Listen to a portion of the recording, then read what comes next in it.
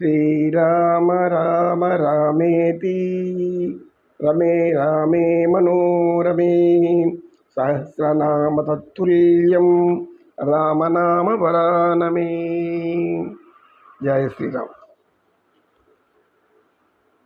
గ్రామస్తులు, గురువుగారు ఇంకొక మాకు ఏదైనా ఒక నీతి చెప్పండి అన్న.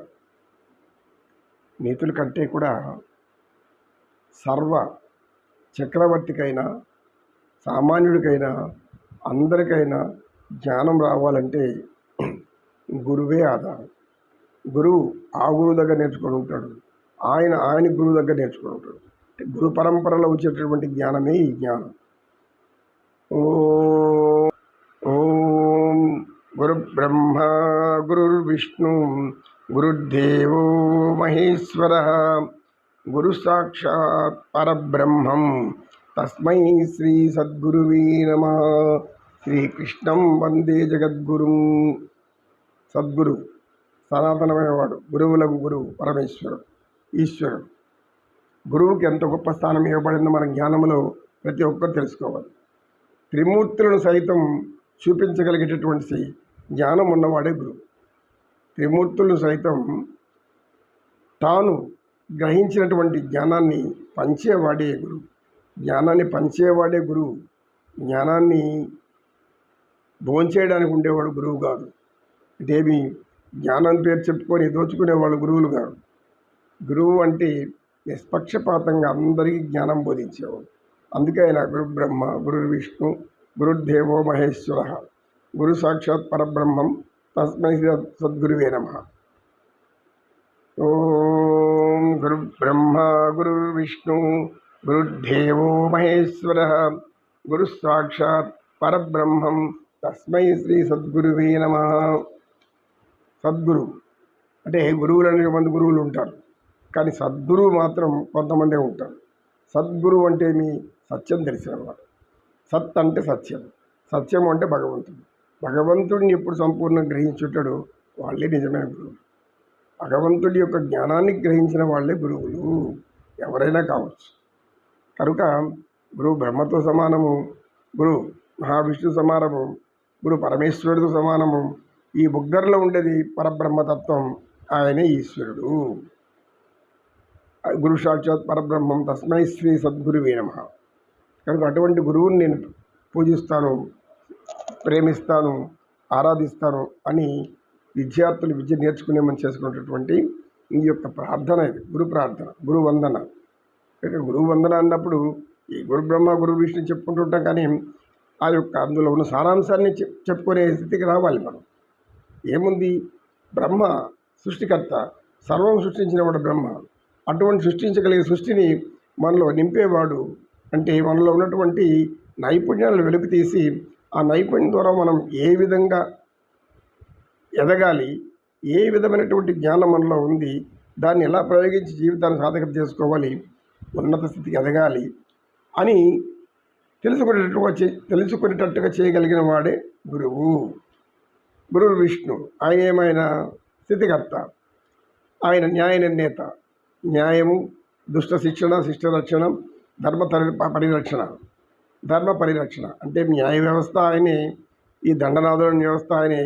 ఆయనే సర్వ సైన్యాధ్యక్షుడు, ఆయనే సర్వమస్త సార్వభౌముడు, ఆయనే రాజు, ఆయనే చక్రవర్తి, అన్ని అయినటువంటి వాడు శ్రీమన్నారాయణుడు. ఎందుకంటే స్థితికర్త. ధర్మం తప్పితే శిక్షించేవాడు, శ్రీమన్నారాయణుడు. అందుకే ఆయన అవతార విశేషాలు అన్నీ ఉన్నాయి. అటువంటి జ్ఞానవంతుడైన శ్రీమన్నారాయణుడు కూడా ఎవరు చూపిస్తారు? నారాయణుని గురువే చూపిస్తాడు. నారాయణుడి జ్ఞానం కూడా గురువే బోధిస్తాడు. గురు సాక్షాత్ పరబ్రహ్మం, గురు ఈశ్వర, గురు పరమేశ్వర. గురువు పరమేశ్వరుడితో సమానం. ఈశ్వరుడు అంటే ఎవరైనా లయకర్త. లయకర్త అంటే ఏమి? ఆయన ఎవరికి ఏం కావాలన్నీ కోరికలు ఇస్తాడు. అన్నీ తన నుండి అడిగిందంతా ఇచ్చేస్తాడు.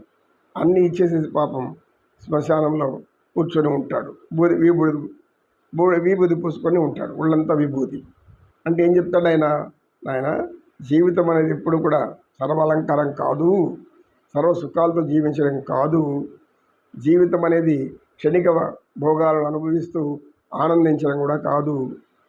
కొంతకాలానికి ఈ శరీరం పెరిగి పెరిగి పెరిగి నశించిపోయి ముసలితనం వచ్చిన తర్వాత ఇక్కడికి రావాలి. ఎక్కడికి? శ్మశానానికి. అందుకోసం ఆ జ్ఞానం నేను ముందే మీకు చెప్తున్నాను. ధర్మాన్ని ఆచరించాలంటే మీరు కొంతవరకు పుణ్యాన్ని సంపాదించుకుంటారు. ఆ సంపాదించుకున్న పుణ్యం తర్వాత మీకు ప్రాప్తమవుతుంది. అంతేకాని ఏమి చేయకుండా పాపకర్మలు చేసుకుంటూ వచ్చి నరకయాతనలు అనుభవించి ఇక్కడ నరకం చూపించేసుకొని ఆ తర్వాత ఇంకా నరకలోకం ఎక్కడుందో ఆ నరకలోకంలో నరకాలు అనుభవించొద్దండి. కనుక నేను ఎలా ఉన్నాను అలాంటి సామాన్య స్థితిలో ఉండండి. ఎందుకురా అంటే మనం చివరికి ఇలాగనే ఉంటాము అని బోధించేవాడే పరమేశ్వరుడు. ఆయన త్రినేత్రుడు, మూడవ కన్ను ఉంది. ఈ మూడవ కన్ను తెరిచినప్పుడు ఏమవుతుంది? ఈ సృష్టి మొత్తం ఆయనలో లయమైపోతుంది, అంటే కలిసిపోతుంది, సర్వం నాశనం అయిపోతుంది. సమస్తము నశించేది, ఏది స్థిరంగా ఉండేది కాదు ఈ భౌతికంగా కనబడేటువంటి సర్వ సృష్టి అంతా కూడా. కానీ మరణం లేనిది ఏది? ఈశ్వరతత్వము, తత్వము, సత్యము, ఆత్మ. ఆత్మ అంటే చైతన్యం. చైతన్యము అనేది అలాగే ఉంది. చైతన్యము అనేది ఎప్పటికీ అది శాశ్వతము. ఒకప్పుడు ఉండి ఒకప్పుడు లేకుండా పోదు. శరీరాలు మారిగా, ఈ గ్రహాలు, గోళాలు, సూర్యుడు వీటి మారిగా అని జ్ఞానాన్ని చెప్పేవాడు ఎవరు అంటే పరమేశ్వరుడు. కనుక గురువు అలాంటి పరబ్రహ్మ లాంటి వాడు అని చెప్పడమే ఈ యొక్క గురు బ్రహ్మ గురు విష్ణు మనం చెప్పుకునేటువంటి మొదట గురువందనం.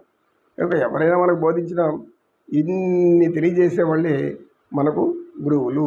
అజ్ఞానాన్ని బోధిస్తూ నిరంతర అజ్ఞానాల బట్టి దుల్లుకుంటూ ఆ యొక్క అజ్ఞానంలో అనేక కష్టాలు పడుతూ జీవించే వాళ్ళు బోధించేది అటువంటిది జ్ఞానం కాదు.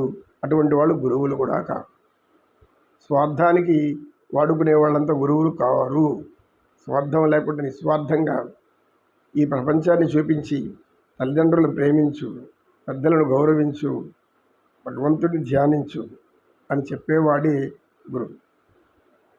జై శ్రీమన్నారాయణ. నమో కృష్ణ, నమో కృష్ణ. కృష్ణం వందే జగద్గురు.